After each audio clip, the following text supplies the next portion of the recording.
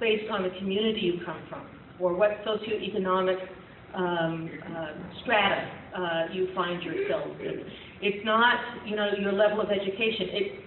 You're not immune from those kinds of issues because you come from a strong family, or come from a strong spiritual background, or come from, a highly educated or highly financed background. There are no boundaries. Domestic violence and sexual assault can touch every single one of us. And again, being a smart and capable woman doesn't keep you from, doesn't make you invulnerable. And having supportive friends and family doesn't stop it.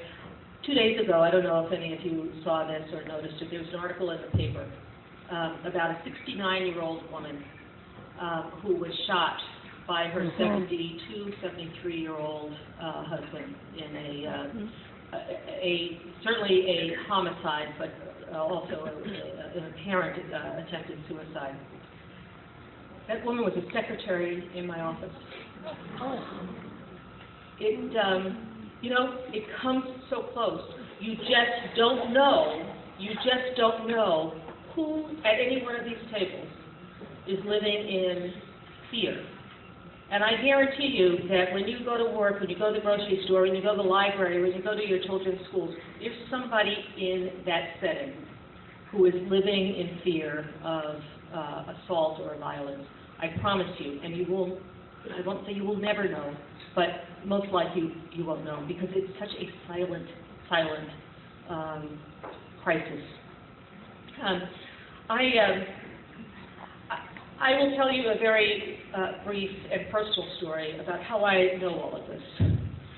I come from a very strong, large, extended family. Working class family from New York.